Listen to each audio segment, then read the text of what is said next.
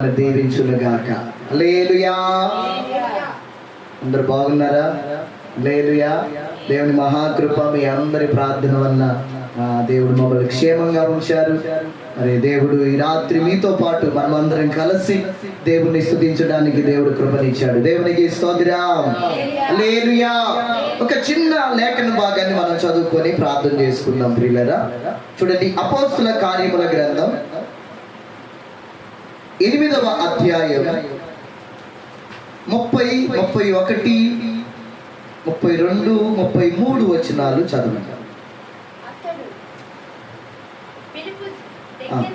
ఫిలిప్పు దగ్గరకు పరిగెత్తుకొని పోయి అతడు ప్రవక్త అయిన యెషయా గ్రంథము చదువుచుండగా విని, నీవు చదువునది గ్రహించుచున్నావా అని అడుగగా, అతడు ఎవడైనను నాకు త్రోవ చూపకుంటే ఎలాగు గ్రహింపగలని చెప్పి రథమెక్కి తనతో కూర్చుండమని ఫిలిప్పును వేడుకొని, అతడు లేఖనమందు చదువుచున్న భాగం ఏదనగా,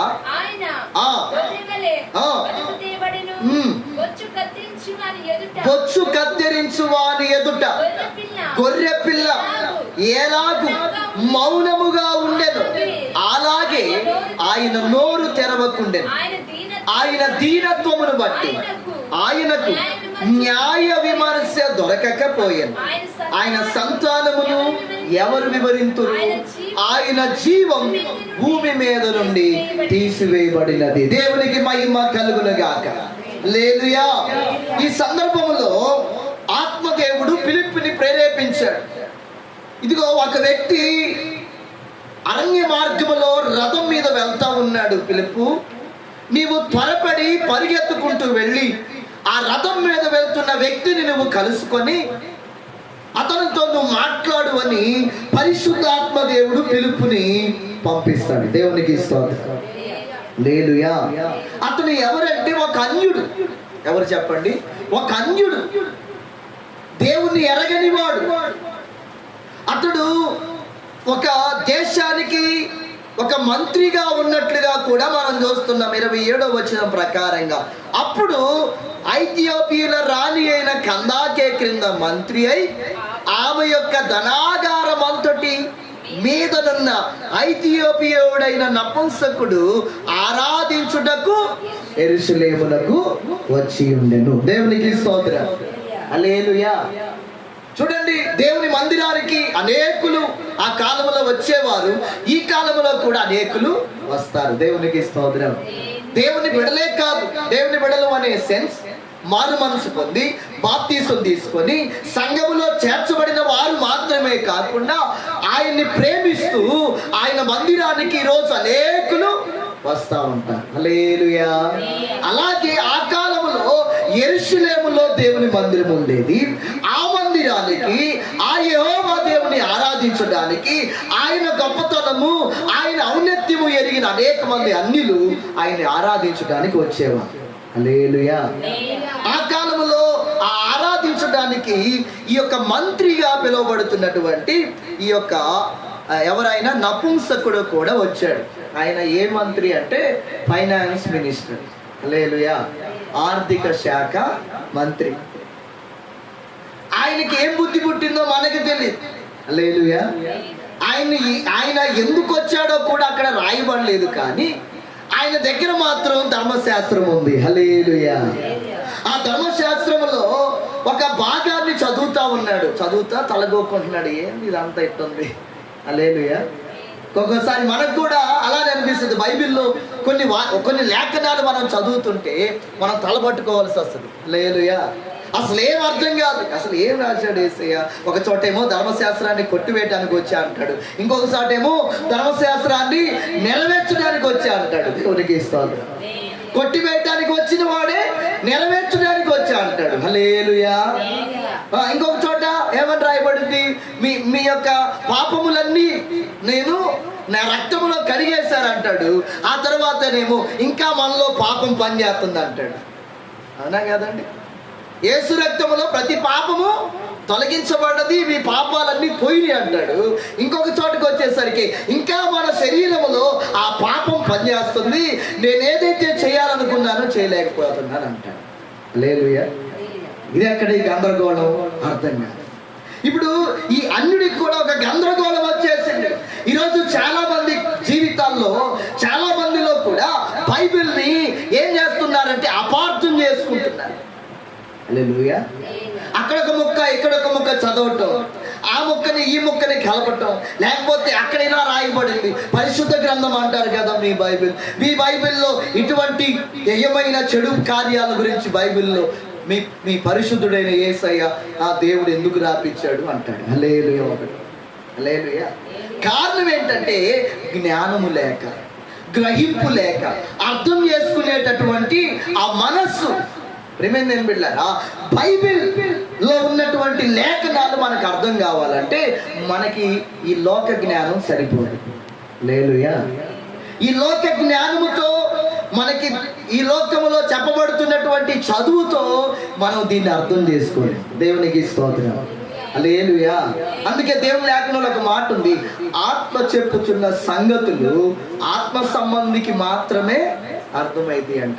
ప్రకృతి సంబంధికి అవి వెర్రితనంగా ఉంటాయి. ఈరోజు చాలా మంది బైబిల్ని అపార్థం చేసుకోవడానికి కారణం ఏంటంటే వాళ్ళు ప్రకృతి సంబంధం.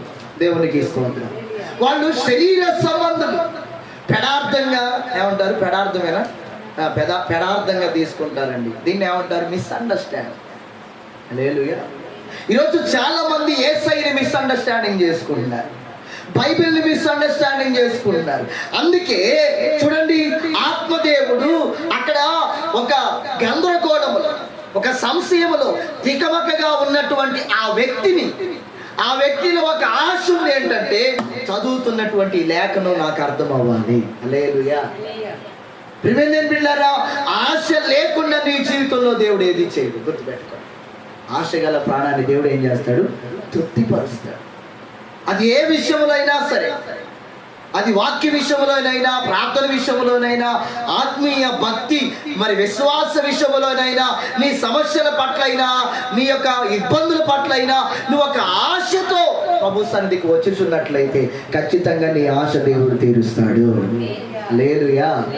అతనిలో ఆశ లేకపోతే పరిశుద్ధాత్మ దేవుడు ఆ పిలుపుని ఎందుకు పంపించాలండి? హల్లెలూయా. ఒక రథం వేసుకొని వెళ్ళమని లేదండి. ఏమన్నాడు, నువ్వు వెనువెంటనే పరిగెత్తుకుంటూ పోవాలి. ఆయనేమో రథం మీద పోతుంటే ఈయనేమో నడుచుకుంటా పరిగెత్తుకుంటా ఏ వాహనం లేకుండా ఆయన్ని కలుసుకున్నాడంట. దేవునికి స్తోత్రం. హల్లెలూయా. చూడండి, అతనిలో ఉన్న ఆశ చూశాడు ఆత్మదేవుడు. ఇతన్ని ఎలాగైనా నేను పట్టుకోవాలి. ఈ యొక్క కేవలము ఆ మాటలు చదివి ఏదో వచ్చుచూ పోవచ్చున్న వాళ్ళలాగా నా మందిరానికి ఇతడు ఉండకూడదు. హల్లెలూయా. మనం కూడా దేవుని బిడ్డలారా, మందిరానికి వచ్చుచూ పోవచ్చు ఉండేవారిగా కాకుండా ఆయన ఎవరో, ఆయన ఎట్టివాడో, ఆయన శక్తి, ఆయన ఔన్నత్యాలు నువ్వు లోతుగా అర్థం చేసుకుంటే నీ వంటి ధన్యుడి లోకంలో ఎవరు లేరు. దేవునికి స్తోత్రం. అందుకే దేవుని లేఖనం ఏముంది, యెహోవా తమకు దేవుడుగా గల జనులు ధన్యులు. దేవునికి స్తోత్రం. హల్లెలూయా. ఆయన్ని కలిగి ఉండటమే గొప్ప భాగ్యం అంటండి. ఆయన్ని దేవుడిగా కలిగి ఉండటం, ఆయన జనమునకు అనగా ఆయన్ని ఎవరైతే ఆరాధిస్తున్నారో ఆ ప్రజలకి ఆ దేవుడు సమీపంగా ఉన్నట్లు ఈ లోకంలో ఏ దేవుడు సమీపంగా లేడంట. హల్లెలూయా. నువ్వు పిలిస్తే పలికేదే. హల్లెలూయా. నువ్వు అడిగితే, నువ్వు ఏది అడుగుతావో అది ఇచ్చే దేవుడు.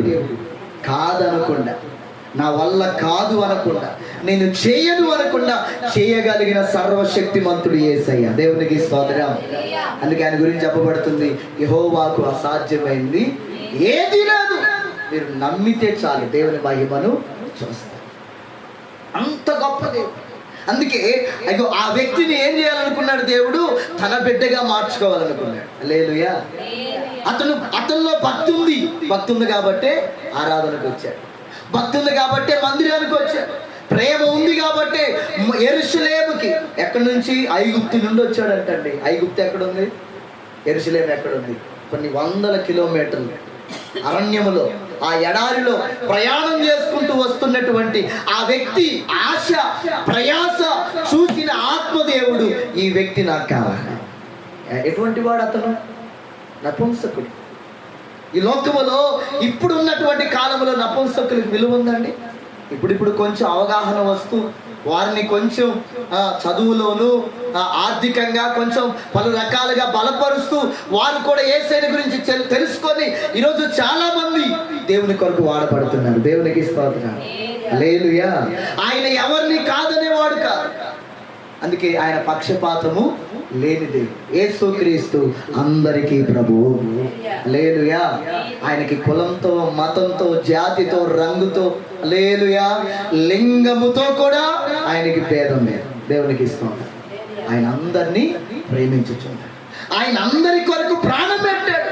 ఇప్పుడు మీరు గుర్తుపెట్టుకోవాలి. చూడండి, ఆయన ఏమడుగుతున్నాడు? ఆ వ్యక్తి పిలుపు కలుసుకున్నప్పుడు అతడు ఎవడైనను నాకు త్రోవ చూపకుంటే ఎలాగూ గ్రహింపగలనయ్యా. ఎవరైనాను ఈ విషయాలు ఇగో నాకు అర్థం కాక నేను తిక్కబాకగా ఉన్నాను. దేవుళ్ళలాగా వచ్చావు, నువ్వు దేవుళ్ళలాగా వచ్చావు, సేవకుల్లాగా వచ్చావు. నీకు ఈ విషయాలు తెలుసు కాబట్టి, నువ్వు చదువుతుంది ఏంటో నన్ను అడిగావు కాబట్టి నువ్వు నా రథం ఎక్కు. హల్లెలూయా. నా రథం ఎక్కయ్యా, నీతో నాకు పని ఉంది, ఇది నాకు ఈరోజు నాకు తెలియాలి. దేవునికి ఇస్తుంది. చూడండి, అతనిలో ఉన్న ఆశ, ఒక నపుంసకుడు, ఒక విలువ లేని జీవితం.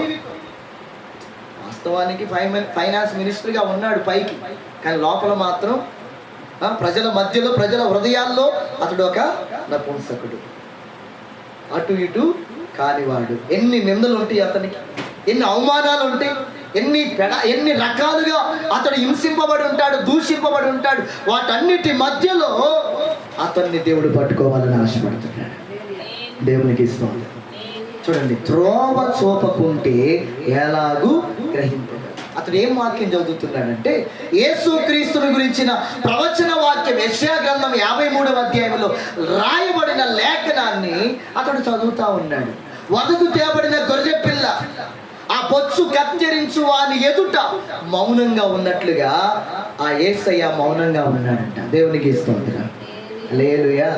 గొర్రెపిల్ల ఏమైనా మాట్లాడిద్దండి? ఇప్పుడు ఈ కసాయోడు నన్ను చంపుతున్నాడు, నన్ను నరికేస్తాడు, నా తల తీసేస్తాడు, నా ప్రాణం పోద్ది అన్నా సరే ఆ కసాయి వాడి ఎదుట ఆ గొర్రె పిల్ల ఎలాగైతే తల వంచుకొని ఉన్నదో, ఆనాడు రోమా సైనికుల ఎదుట, రోమా సామ్రాజ్యం ఎదుట, యూదుల ఎదుట, ప్రధాన యాజకుల, పరిసయ్యుల, శాస్త్రుల ఎదుట మూకముడిగా దాడి చేస్తూ అనేక రకాలుగా ఆయన్ని ఇబ్బంది పెట్టి, హింసించి, నిందించి, ఉమ్మివేసి రకరకాలుగా అతన్ని బాధ పెట్టినా సరే ఆయన ఎలా ఉన్నాడంట? మౌనంగా ఉన్నాడు. దేవునికి స్తోత్రం. హల్లెలూయా. మౌనంగా ఉన్నాడు. ఆ తర్వాత ఏం చదువుతున్నావు అక్కడ? ఆయన దీనత్వమును బట్టి ఆయనకు న్యాయ విమర్శ దొరకకపోయింది. ఆయన సంతానమును ఎవరు వివరింతురు? ఆయన జీవం భూమి మీద నుండి తీసివేయబడింది. చూడండి, ఈ లేఖన భాగాన్ని పట్టుకొని ఆ నపుంసకుడికి యేసుక్రీస్తు గురించి కింద చెప్పాడని మనం కింద చదివితే అర్థమైంది. ఏం చెప్పారు? యేసుక్రీస్తు గురించి చెప్పేసి అతనిలో కూడా నేను కూడా యేసుక్రీస్తు నమ్ముకోవాలి, నేను కూడా మారు మనసు పొందాలి, బాప్తీసం తీసుకోవాలి, నా పాపాలకి క్షమాపణ, ఇగో నా పాపాలకి విమోచన యేసుక్రీస్తు ప్రభువారు కలవారి శిలువలో రక్తం కార్చాడు, ప్రాణం పెట్టాడు అని ఆ నపుంసకుడికి అర్థమైంది. అక్కడికి దగ్గరలో ఉన్న నీళ్ళకు తీయారు, బాప్తీసం తీసుకున్నారు, అయిపోయింది. దేవునికి స్తోత్రం. హల్లెలూయా. అయితే ఇప్పుడు ఈ రోజు మనతో దేవుడు మాట్లాడాలని ఆశపడుతున్న మాట ఏంటంటే 33వ వచనం, ఆయన దీనత్వమును బట్టి ఆయనకు న్యాయ విమర్శ దొరకకపోయాను. ప్రియ సంగమా, ఈరోజు ఈ పరిశుద్ధాత్మ కూడికలోనికి వచ్చినటువంటి ప్రతి ఒక్కరితో దేవుడు మాట్లాడుతున్నాడు. ఆయన ఎలాగైతే న్యాయ విమర్శ ఎదుర్కోలేదో, ఎలాగైతే ఆయన ఆ న్యాయ విమర్శలో నుండి తప్పించబడ్డాడో, ఆయన జీవం ఎలాగైతే ఈ భూమి మీద నుండి తీసివేయబడిందో, దేవుని యొక్క మహిమ కలిగిన రాకడలో ఒక గుంపు ఈ భూమి మీద నుండి తీసివేయబడబోతుంది. దేవునికి స్తోత్రం చెప్పండి. హల్లెలూయా. యేసయ్య త్వరగా రాబోతున్నాడు. కడబూర శబ్దం మధ్యాకాశములోనికి వచ్చిన యేసయ్య రాగానే వినబడబోతుంది. హల్లెలూయా. రెప్పపాటులో మనము కూడా ఎత్తబడినట్లుగా ఆయన ఎలాగైతే ఆయన జీవం, మీరు చూడండి అపోస్తల కార్యాలు 1వ అధ్యాయం 10వ వచనం 11వ వచనం మీరు చూడండి. 11వ వచనం చదవండి. 11వ వచనం త్వర చదవమ్మా. తెల్లని వస్త్రములు ధరించుకొనిన ఇద్దరు మనుషులు వారి యొద్ద నిలిచి గలిలయ మనుషులారా ఆకాశం వైపు చూచున్నారు. అదో మీరెందుకు నిలిచి ఆకాశం వైపు చూచుచున్నారు? మీ యొద్ద నుండి పరలోకమునకు చేర్చుకొనబడిన ఈ యేసే ఏ రీతిగా పరలోకమునకు వెళ్ళుట మీరు చూచితిరో ఆ రీతిగానే ఆయన తిరిగి వచ్చునని వారితో చెప్పాను. హల్లెలూయా. ఇదిగో ఆ కాలములో శిష్యులందరూ ఆయన ఆరోహణమయ్యే ఆ సంభవాన్ని చూస్తా ఉన్నారు. యెరూషలేములో నుండి ఆయన కొనిపోబడ్డాడు. ఆయన ఆరోహణమయ్యాడు. పునరుద్ధానుడై మరణాన్ని జయించి 3వ రోజు లేచి 40 దినాలు తన మహిమను అందరికీ కనపరిచి 40 దినాల తరువాత యెరూషలేములో ఒలీవల కొండ దగ్గర ఆయన ఆరోహణమయ్యాడు. దేవునికి స్తోత్రం. ఆరోహణమైన ఆ ప్రభువే ఏ రీతిగా ఆయన ఆరోహణమయ్యాడో ఆ రీతిగానే రాబోతున్నాడు. హల్లెలూయా. ఆయన జీవం ఎలాగైతే ఈ భూమి మీద నుండి తీసివేయబడిందో, హల్లెలూయా, మన జీవం కూడా ఒకరోజు తీసివేయబడబోతుంది. అందరూ స్తోత్రం చెప్పండి. హల్లెలూయా. మన జీవం ఆయన మహిమగల రాకల్లో తీసివేయబడాలా, ఎడే ఉండాలా? విడవబడుట బహుకోరు. దేని బిడ్డ ఆయన వచ్చినప్పుడు ఆయన రాకల్లో ఎత్తబడకపోతే మనకంటే దౌర్భాగ్యులు, మనకంటే ఆ దరిద్రులు ఈ భూమి మీద ఎవరు ఉండరు. దేవునికి స్తోత్రం. హల్లెలూయా. ఏం చేయబడద్దంట? ఆయన జీవం తీసివేయబడిందంట. అంటే ఆయన ఎత్తబడ్డాడు. ఆయన పరలోకానికి చేర్చబడ్డాడు. తండ్రి సింహాసనానికి ఆయన చేర్చబడ్డాడు.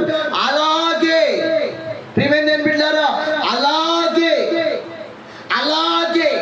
ఆయన్ని నమ్మి విశ్వసించి మారు మనసు పొంది బాప్తిసం తీసుకొని ఆయన చూపిన మార్గములో ఎవరైతే నడుచుతున్నారో వారందరినీ దేవుడు కొనిపోబోతున్నాడు. దేవునికి స్తోత్రం చెప్పండి ఒకసారి. హల్లెలూయా. అదే పిలుపుని అడుగుతా ఉన్నాడు. ఎవడైనను నాకు త్రోవ చూపకుంటే, ఆ మాట చదవడం మళ్ళీ, ఎవడైనను నాకు త్రోవ చూపకుంటే ఎలాగూ గ్రహింపు. ఎక్కడికి ఇప్పుడు త్రోవ? ఎక్కడికి మనకి త్రోవ చూపబడాలి? పరలోకానికి. స్తోత్రం చెప్పండి ఒకసారి. హల్లెలూయా. పరలోకానికి ఇప్పుడు త్రోవ చూపబడాలి. అందుకే యేసు ప్రభువు ఏమన్నాడు? నేనే మార్గం, నేనే సత్యం, నేనే జీవం. నా ద్వారా తప్ప తండ్రి యొద్దకు మనం అనుకునే ఆ పరలోకానికి, ఆ స్వర్గానికి, ఆ మోక్షానికి నీవు నేను వెళ్ళి చేరాలంటే అది యేసు ద్వారా తప్ప ఇక ఎవరి ద్వారా చేరాలి. దేవునికి స్తోత్రం. హల్లెలూయా. ఆయన ఈ భూమి మీదకి వచ్చి ఆయన మనకి త్రోవ చూపాడు. ఆయనకి మనకి మార్గం సరళం చేశాడు. ఇప్పుడు ఆ త్రోవలో నువ్వు నడుచుకుంటూ నువ్వు చేరవలసిన గమ్యం నువ్వు చేరాలంటే నీకు ఒక సహాయం కావాలి. దేవునికి స్తోత్రం. హల్లెలూయా. ఇక్కడ సహాయకుడు ఎవరు వచ్చాడు? ఫిలిప్పు వచ్చాడు. పరిశుద్ధాత్మతో నింపబడిన ఫిలిప్పు వచ్చాడు. ఇప్పుడు మనకు కూడా ఒక సహాయకుడు కావాలి. ఆయనే పరిశుద్ధాత్మ దేవుడు. హల్లెలూయా. మనకు ఒక సహాయం ఉండాలి. వారే ఆత్మతో నింపబడిన సేవకులు. దేవునికి స్తోత్రం. వారు మనకి త్రోవ చూపుతూ ఉంటారు. వారు మనకి మార్గాన్ని సెట్ చేసి నడిపిస్తూ ఉంటారు. ప్రియమైన బిడ్డలారా, ఈ మార్గం ఇరుకైన మార్గం, గుర్తుపెట్టుకోండి. హల్లెలూయా. ఇరుకు మార్గమున ప్రవేశించుడి. చాలా మంది ఈ మార్గమును ఏం చేయరంట? ఇష్టపడరు. చాలా మంది ఈ మార్గమును కోరుకోరు. ఈ మార్గము ఇరుకైనది అంటున్నాడు దేవుడు. చూడండి లూకా సువార్తలో కొంచెం మరొక విధంగా రాయబడిందండి. మత్తయి సువార్త కూడా మీరు చదవండి ఈలోపు, మీరు తీసిన వాళ్ళు. లూకా సువార్తలో కూడా ఈ మార్గం గురించి ఒక చిన్న అనుభవాన్ని అక్కడ దేవుడు రాసి పెడతా ఉంటాడు. ముందు మత్తయి సువార్త చదవండి. ఇరుకు ద్వారమున ప్రవేశించుడి, ఆ మాటలు చదవండి ఒకసారి.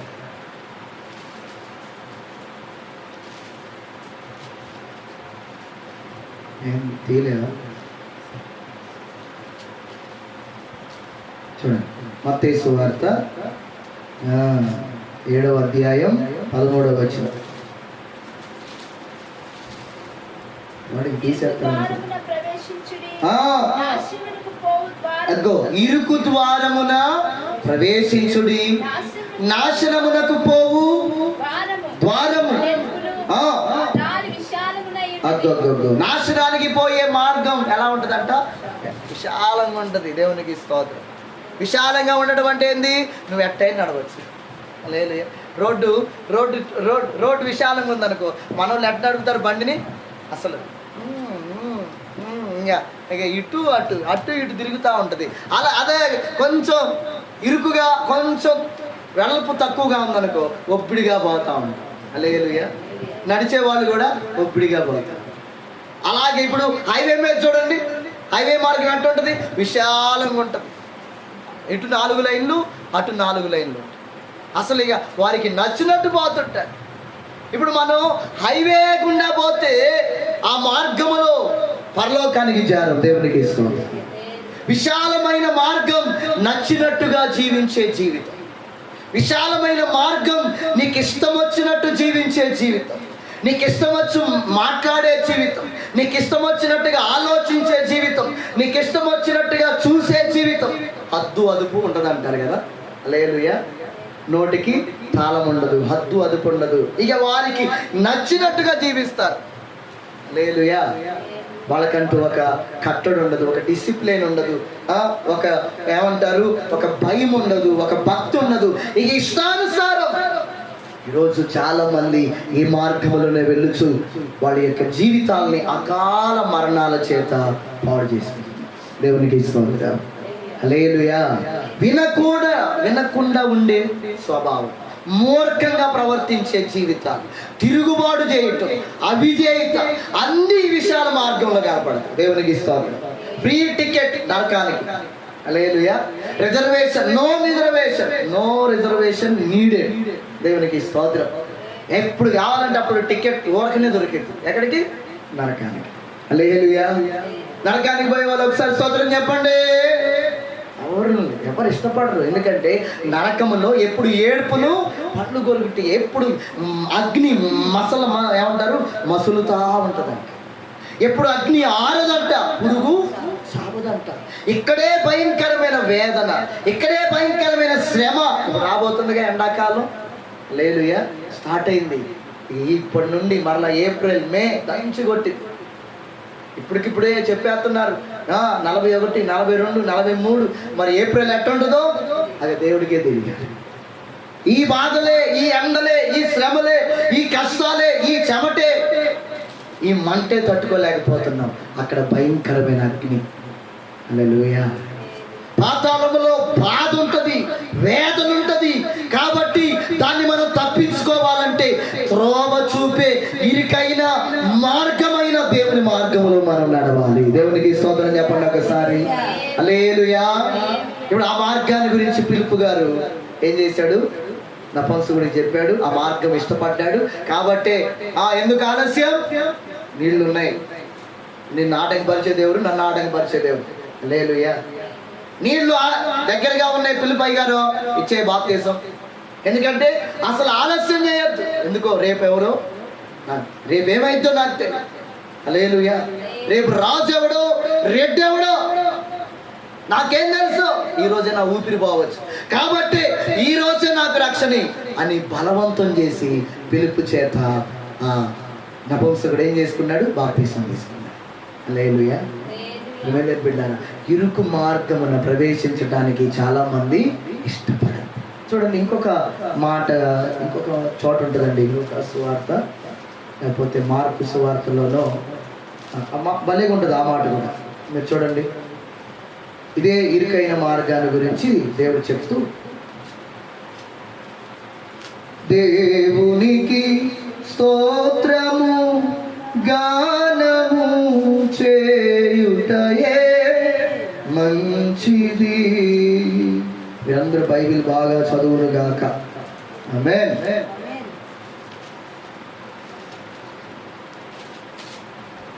అది చదవాలి, అవసాన పడతారంటారు చూసారా, అట్లా పట్టాలి బైబిల్. ఒక ఒక ఒక రెఫరెన్స్, కొటేషన్ చేస్తా ఉంటుంటే మీరు అందుకోవాలి. దేవునికి స్తోత్రం. హల్లెలూయా. తీసారా? ఓకే. లూకా సువార్త 13వ అధ్యాయం 23 నుంచి చదవండి అమ్మా. 23 నుంచి.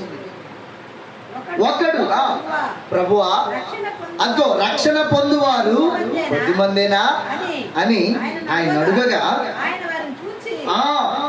ఇరుకు ద్వారమున అగ్గో ఇరుకు ద్వారమున ప్రవేశింప పోరాడుడి, అనేకులు ప్రవేశింప చూతురు గాని వారి వలన కాదని మీతో. అక్కడ వారి వలన కాదు, వారి వల్ల కాదు. హల్లెలూయా. అట్లా రాయాలి బైబిల్. కొంచెం మన తర్జుమా కొంచెం అటు ఇటు అయింది కొన్ని ట్రాన్స్లేషన్. కొంతమంది తర్జుమా కర్తలు దాన్ని సరిగ్గా తర్జుమా చేయాలి చాలా మాటలు.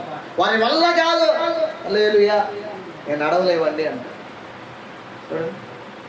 ఇంత తిరుగ్గా ఉంటే అంటున్నాడు, ఈ గొంతులోకి రావాలి, ఈ గొంతులో అటు అటు అటు తిరిగి వద్దాం అంటారు.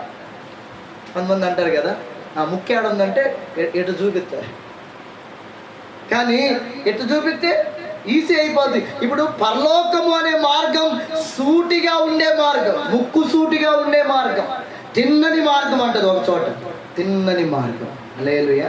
ఇంకొక చోట ఎట్లుంటదంటే రాజమార్గం, ప్రతిష్ఠితమైన మార్గం. దేవునికి స్తోత్రం. హల్లెలూయా. ప్రతిష్ఠిత మార్గం అంటే ఏంది? కాన్సిక్రేషన్, పరిశుద్ధమైన మార్గం. ఇరుకైన మార్గం ఎట్లుంటది? కొంచెం కష్టమైంది, ఒక్కోసారి వంగాల్సి వస్తుంది, ఒక్కోసారి ఇట్లా రాపిడి అవుతుంది. హల్లెలూయా. అవునా? గొంతులో ఒకే మనిషి బట్టే గొంతులో నడవండి ఎట్లుంటుంది? అటు ఇటు రాసుకుపోతూ ఉంటుంది, కొంచెం గాయాలు అవుతూ ఉంటాయి, కొంచెం దెబ్బలు తగులుతూ ఉంటాయి, కష్టం అనిపించింది, కాళ్ళు నొప్పులు వస్తాయి, ఒక్కోసారి చేతులు ఎత్తాల్సి వస్తుంది. హల్లెలూయా. ఈ ఇరుకైన మార్గం కష్టంగా ఉంటుంది. అనేకులు రావాలని ఇష్టపడతారు, నేను కూడా రావాలి, నేను కూడా అంటారు. కానీ కొంతకాలం వచ్చి ఏం చేస్తారు? ఆ ఇరుకైన మార్గములో ఉండలేక వెనక్కి వెళ్ళిపోతూ ఉంటారు. కానీ దేవుని బిడ్డలారా, ఆ ఇరుకైన మార్గములో ఎవరైతే పోరాడుతూ గమ్యాన్ని చేరుకోవడానికి ఇష్టపడతారో వాళ్ళకి ఒక కిరీటం ఉంది. దేవునికి ఇస్తుంది. హల్లెలూయా. మరి ఏం చేయాలయ్యా? ఈ ఇరుకైన మార్గం కష్టంగా ఉంది, మరి ఏం చేయాలి? కష్టంగానే ఉంటుంది, బాధగా అనిపించింది, ఇబ్బందిగా అనిపించింది. అందుకే మనకు ఒక సహాయకుడు కావాలి. హల్లెలూయా. ఒక్కోసారి పడిపోయినట్టుగా అనిపిస్తుంది, చేయబట్టుకోవాలి. ఒక్కోసారి కాళ్ళు వంగినట్లుగా ఉంటాయి, నిలబెట్టాలి. దేవునికి ఇస్తుంది. ఇవన్నీ చేయాలంటే మన వల్ల కాదు. అవునా కాదండి? ఎవరైనా బావిలో పడితే మన వల్ల అయితే మనందరూ పైకి ఎక్కుతాం? ఎక్కలేదు. ఎవరైనా ఒకరు సహాయం చేయాలి. అలాగే ఈ ఇరుకైన మార్గములో నడుచున్నట్లుగా ప్రతి పరిస్థితిని ఎదుర్కొని నిలబడి నిలదొక్కుకొని గమ్యాన్ని చేరుకున్నట్లుగా గమ్యాన్ని చూపి సహాయం చేసే ఒక సహాయకుడు మనకు అవసరం. దేవునికి స్తోత్రం. ఆయనే పరిశుద్ధాత్మ దేవుడు, ఆయనే ఆత్మదేవుడు. యేసయ్య కూడా ఆ ఆత్మదేవుడు అవసరమైనది. యేసయ్య కూడా ఈ భూమి మీద ఆ ఇరుకైన మార్గములోనే నడిచాడు. ఎన్నో నిందలు, ఎన్నో అవమానాలు, ఎన్నో ఆటుపోట్లు, ఎన్నో పిడుగుతులు, ఎన్నో నిందలు, ఎన్నో కష్టాలు, ఎన్నో తిప్పలు. హల్లెలూయా. ఎంతో బాధ, వేదన. ఒకసారి ఏం చేయాలో అర్థం కాలేదు. ఆ కలువరి శిలువ ధ్యానం చేస్తూ ఆ గెత్సెమనే తోటలో, తండ్రి నీ చిత్తమైతే ఈ గిన్నెను నా యొద్ద నుండి తీసి నీ చిత్తమే అయినను నీ చిత్తమే సిద్ధించునుగా. కానీ తన యొక్క చెమట రక్తపు బిందువులుగా మారినట్లుగా ప్రార్థన చేస్తున్నాడు, వేదన పడుతున్నాడు. ఏం చేయాలో అర్థం కావట్లేదు. ఆ సమయంలో పరిశుద్ధాత్మదేవుడు వచ్చి బలపరిచాడు. హల్లెలూయా. ఆత్మదేవుడు వచ్చి నేను నీకు సహాయంగా ఉన్నాను, యేసయ్యా నువ్వు ధైర్యంగా ఉంటా. నీ మీద మోపడుతున్న ఆ కాడి, ఆ సిలువ, ఆ యొక్క ఇనుప సంఖ్యలతో కొట్టబడే, ఆ చండ్రాకోలతో కొట్టే ఆ వేదన, మాంసం ముద్దలయ్యే ఆ వేదన, రక్తం ఏర్లై పారుతుండగా సొమ్మసిల్లిపోయి అలసిపోయి కళ్ళు తిరిగే ఆ పరిస్థితుల మధ్యలో నేనుండి నిన్ను బలపరుస్తాను. గట్టిగా చప్పలు కొట్టండి ఒకసారి. హల్లెలూయా. ఆయన యొక్క మాంసం ముద్దలుగా పడిందంట యెరూషలేము మీద. ఎటు చూసిన రక్తం రక్తం రక్తం. ఎవరు సహాయం చేస్తారు? పరిశుద్ధాత్మదేవుడు ఆయనకి సహాయం చేశాడు. ఆయన తొలి దినాల్లో పరిచర్య ప్రారంభంలో ఏ పరిశుద్ధాత్మదేవుడైతే సాతాను శోధనని జయించడానికి బలపరిచాడో అదే పరిశుద్ధాత్మదేవుడు అంతిమం వరకు, ఆయన ఈ భూమి మీద యాత్ర ముగించే అంతవరకు కూడా పరిశుద్ధాత్మదేవుడు సహాయం చేశాడు. మనకు వద్దా? అంతమందికి కావాలి. స్తోత్రం చెప్పండి. ఆత్మదేవుని సహాయం నాకు కావాలయ్యా, నా వల్ల కావట్లయ్యా. ఆత్మీయ జీవితం, ఈ ఇరుకైన జీవితం, ఈ నిందలు, ఈ అవమానాలు, ఈ కన్నీరు, ఈ వేదన, ఈ డిప్రెషన్, ఈ డిసప్పాయింట్మెంట్ ఒకసారి మనకు అనిపిస్తుంది. దిక్కు తోచని పరిస్థితుల్లో, ఏం చేయాలో అర్థం కాని పాలుపాని పరిస్థితుల్లో ఆత్మదేవుడు నీకు సహాయం చేస్తాడు. హల్లెలూయా.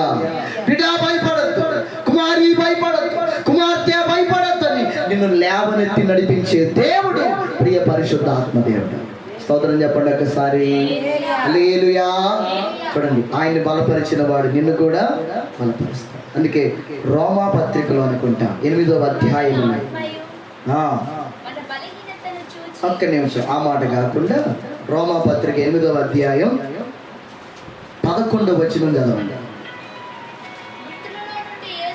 మృతులలో నుండి యేసుని లేపిన వాని ఆత్మ మీలో నివసించిన ఎడల, మృతులలో నుండి క్రీస్తు యేసును లేపినవాడు చావునకు లోనైన మీ శరీరాలను కూడా మీలో నివసించుచున్న తన ఆత్మ ద్వారా జీవింపచేయి. హల్లెలూయా. ఆయన జీవం తీసివేయబడిందంట. ఎట్లా? క్రీస్తు యేసుని లేపిన వాని ఆత్మచే. ఆ పరిశుద్ధ ఆత్మ దేవుడు ఏం చేశాడంటే మరణపుములను విరిచేటట్లుగా మరణాన్ని జయించి ఆ శరీరం ఆ సమాధిలో కుళ్ళిపోకుండా. చూడండి, అపోస్తల కార్యాల్లో ఉంటుంది ఆ మాట. ఆయన శరీరం కుళ్ళు పట్టలేదు అనే మాట చూడండి. అపోస్తల కార్యాలు 2వ అధ్యాయం 31వ వచనం. 27 నుంచి చదవండి. 27 చదవండి ఫస్ట్. నీవు నా ఆత్మను పాతాళంలో విడిచిపెట్టవు, నీ పరిశుద్ధుని కుళ్ళు పట్టని. 31 చదవండి.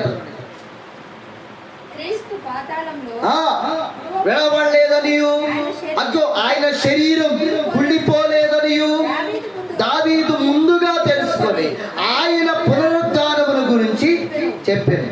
ఈ యేసును దేవుడు లేదు కాగా ఆయన దేవుని కుడి పార్శ్వమున హెచ్చింపబడి పరిశుద్ధాత్మను గురించిన వాగ్దానమును తండ్రి వల్ల పొంది మీరు చూచుచు వినుచున్న దీన్ని కుమ్మరించి ఉన్నారు. దేవునికి స్తోత్రం. క్రీస్తు యేసుని లేపిన వాని ఆత్మ. ఈ ఆత్మ అంటే ఏముంది? జీవం. హల్లెలూయా. అవునా కదా? నరుని ఆత్మ దేవుడు పెట్టిన దీపం. ఈ జీవం ఎక్కడికి వెళ్ళాలంట? పరలోకానికి. అందుకే మన్నైనది వెనకటి వాళ్ళని మంటికి చేరును, ఆత్మ తాను దయచేసిన దేవుని అంతకి చేరాలి. హల్లెలూయా. మనలో ఉన్న ఆత్మ జీవాత్మగా మార్చబడి జీవాన్ని సంపాదించుకొని ఆ జీవముగా పరలోకములోనికి చేరాలంటే, క్రీస్తు రాకల్లోకి చేరాలంటే, చూడండి, ఆదాము మట్టితో చేయబడ్డాడు. ఆ మట్టి శరీరంలోనికి దేవుడు ఏమి ఊదాడు? జీవాత్మను ఓదగా నరుడు జీవాత్మ. దేవునికి ఇస్తాం. హల్లెలూయా. ఆయనే పరిశుద్ధాత్మ దేవుడు. ఈ పరిశుద్ధాత్మ దేవుడు మనలో ఉండాలి, మనలో క్రియ చేయాలి, మనల్ని నడిపించాలి, మనల్ని బలపరచాలి, మనల్ని లేవనెత్తాలి, మనల్ని ధైర్యపరచాలి. ఈ ఇరుకైన మార్గములో, ఈ త్రోవలో గమ్యం చేరేంత వరకు ఆ పరిశుద్ధాత్మ దేవుడు మన నుండి వెళ్ళిపోకూడదు. హల్లెలూయా. మనం ఆయన్ని విడిచిపెట్టకూడదు, ఆయన మనల్ని విడిచిపెట్టకూడదు. కోఆర్డినేషన్ చేసుకుంటూ, పరిశుద్ధాత్మ దేవుడా నాలో ఉన్నావా? నేను నీలోనే ఉన్నా, నేను బలపరుస్తా. ఆయన నువ్వు మాట్లాడాలి, నువ్వు ఆయనతో మాట్లాడాలి. ఇట్లా సంభాషణ చేసుకుంటూ, ఒకరికొకరు సంభాషణ చేసుకుంటూ గమ్యాన్ని చేర్చాలి. దేవునికి స్తోత్రం. అందుకే గుడ్డివాడు ఇంకొక గుడ్డివాడికి త్రోవ చూపలేడు. పరిశుద్ధాత్మ దేవుడు త్రోవ చూపేవాడు. ఆయనకి మనం అప్పగించుకుందాం. యేసయ్య ఎలాగైతే పరిశుద్ధాత్మ చేత నింపబడ్డాడు, నీవు నేను ఈ కలవరి దినాల్లో ఆత్మతో నింపబడదాం, ఆత్మతో బలపడదాం, ఆత్మతో నడిపించబడదాం, గమ్యం అనే పరలోకం చేర్చబడదాం. దేవునికి స్తోత్రం. హల్లెలూయా. మన జీవం భూమి మీద నిలిచి ఉండకూడదు. ఎప్పుడు రాకడ వచ్చినప్పుడు నిలిచి ఉందంటే ఇక మనకి తిప్పలేదు. హల్లెలూయా. జీవం ఏమైపోవాలి? క్రీస్తునందున మృతులు మొదట లేస్తారు, ఆ మీదట సజీవులమై, ఆ మీదట జీవము కలిగిన వారందరూ లేపబడాలి. దేవునికి స్తోత్రం. అట్టి కృప దేవుడు మనందరికీ దయచేయను గాక. ఆమేన్. ప్రార్థన చేసుకుందాం.